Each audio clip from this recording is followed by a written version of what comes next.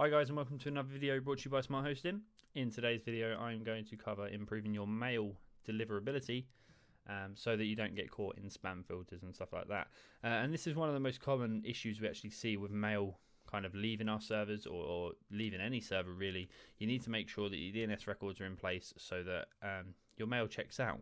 Otherwise, certain spam filters may see you as spoofing email.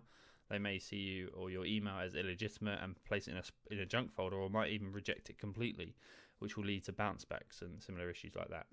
So here we have a fresh new account. What I've done is I've removed any change made to the harrysmart.xyz domain, and we're going to use it as our kind of test bench for testing mail and its, I suppose, deliverability, making sure that it delivers as we want to. Now, what we're going to do is use a tool that we use here at Smart. And anyone who's had mail issues would know this. And the tool itself is called Mail Tester. It's found at mail-tester.com. And what this does is, in the nicest possible way, as it says at the top, it tests the spamminess of your emails. And it will give you a score between 0 to 10 as to how likely your email is to actually deliver to the correct recipient you intend it to be delivered to. And this runs against typical checks such as SPF records, DKIM records, DMARC records, and it basically suggests methods on improving your mail deliverability. And we're going to use a fresh account to kind of get an idea as to what changes we would ideally need to make it as optimal as possible. So first off, we're going to click on the webmail account that we have. We're going to use webmail. It doesn't really matter if you use webmail or Outlook, as long as you're connecting through the host name, because if you connect through the IP address directly, you'll lose one or 2 points in Mail Tester, because it prefers using the host name. So what we're going to use is, or simply do, is compose an email. We're going to highlight the email that they suggest to send to, and we're going to send a test email, just a test. And once that's sent, we're then going to click on then check your score, and it will take a couple of seconds, and you can see here. So this is the base score that we've been provided by Mail Tester. Consider yourself lucky if your email ever goes into an outbox. Now, what this basically suggests is based on multiple different factors, one being the content of the email, one being how likely the mail is to go outbound, and stuff like that. It will basically give you a score and suggest this is the reasoning for it. This is the reasoning for not reaching, or this is the reason for reaching. And what we can do is we can actually expand these out and get an idea as to what the scores are. So you'll see here, we're actually on a blacklist at the moment. That has already been resolved. That's something you don't need to worry about. But that's something we would, if you've got a score of 9 or 10, you're not going to have any problems delivering mail anyway. So that won't be a problem. But it is something we keep on top of. So if you see any blacklists or anything like that, here at Smart, we have software that monitors and kind of reports against that and helps us fix that. And we check that daily, if not hourly. So that's one of the things we keep on top of for you. So that's the only thing on Mail Tester you shouldn't need to worry about. Obviously, if you have a VPS, that's when it's slightly different. If you need any help with delisting on your VPS IP or anything like that, feel free to give us a comment. But in this case, that one's already been sorted, so we don't need to worry about blacklists. But the other scores, where we've lost 3 points here and 2 points here, totaling out at what would have been a 9 out of 10 score if you ignore the blacklist, or a 10 out of 10. Either way, anything higher than 7 will always deliver. You'll see that we've lost 1.985 due to the message actually being fake content, or what they class as test content. And it's just stating, please use real test content. Test newsletters will always be flagged. Adjust your message or request whitelisting. That's something we can sort very quickly. All we need to do is change the email content from test to something that would actually be sent. Sending emails with test every day isn't going to deliver, because not everyone sends emails with test every day. There'll be a variety of different things that people use.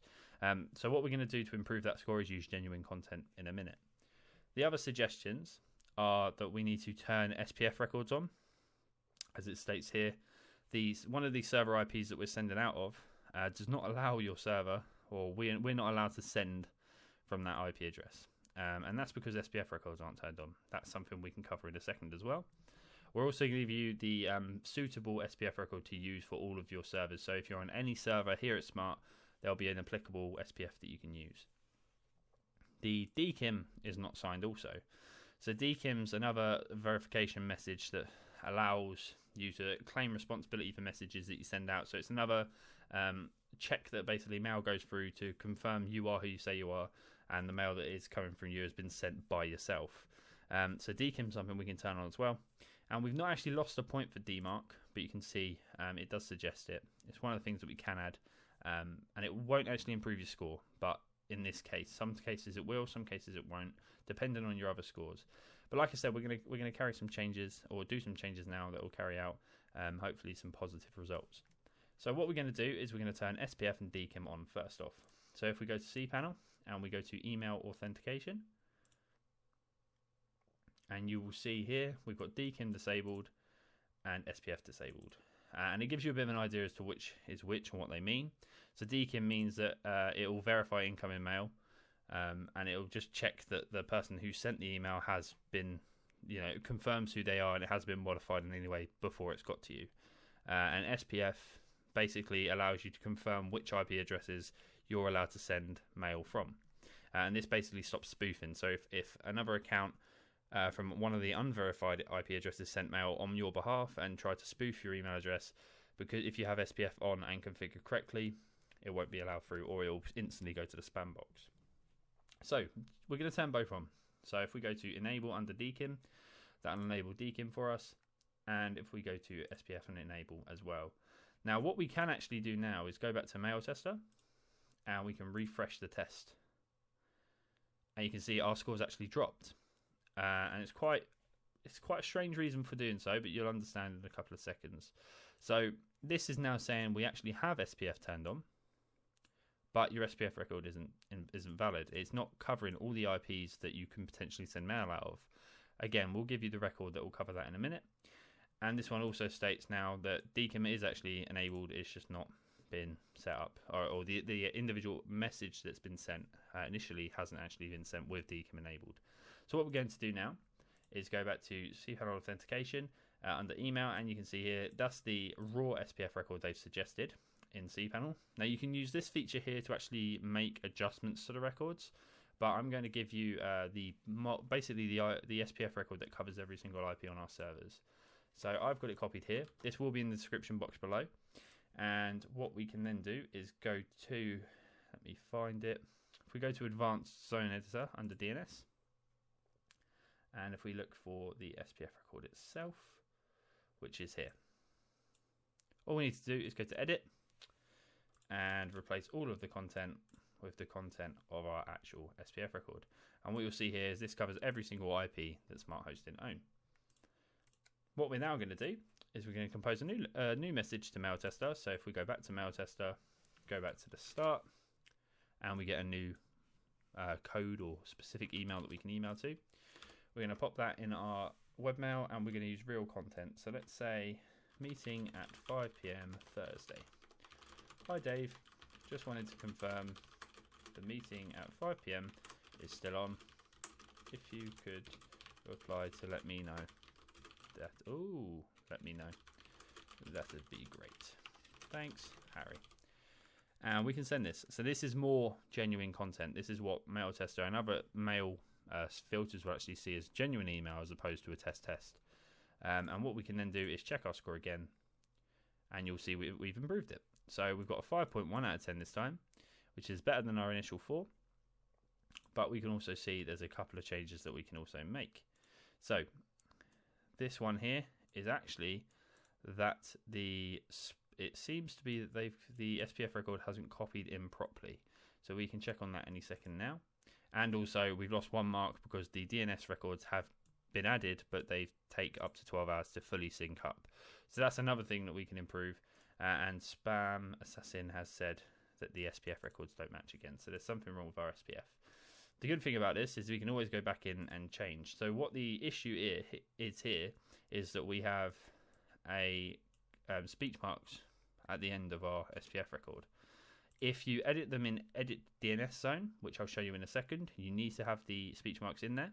If you edit it with outside of it, so in cPanel Zone Editor, then you don't need to. So what I'll show you here is if we go back to WHM, and let's go to Edit DNS Zone, and HarrySmart.xyz, and you'll see here the records are populated with the speech marks either side, but in the actual other area in the advanced DNS zone editor, it doesn't need them because it will automatically populate them because it detects that it's a TXT record. So what we can then do is refresh our test, and you'll see we now have a 9.1 out of 10. So that's actually something that I wasn't intending to cover, obviously the errors in SPFs, but they can make a big difference. So now you can see that we've gone from a 4 out of 10 to a 10 out of 10. Here you can see that we're no longer blacklisted, as I previously stated. That was going to be removed, and it has been. And Spam Assassin thinks we can improve. Again, it's stating that the SPF doesn't match, but if you go down here, you'll see that that's simply due to the DNS taking a while to propagate. And that's as simple as it is. So that's basically improving your score from going into a spam box and actually delivering as it should into any provider, Gmail, Hotmail, anything like that. The mail will actually deliver properly now. So hopefully you've learned something. Obviously, if you have any troubles with Mail Tester, it's not actually a site that's managed or condoned. Well, it is condoned by us, but it's not one that we manage or keep the uptime of. It's just one that we recommend people use. But if you have any problems with actually setting up your SPF records, DKIM, DMARC, anything like that, feel free to raise a ticket with us. We'll do what we can to help. And failing that, I shall see you in the next video. Thanks for watching.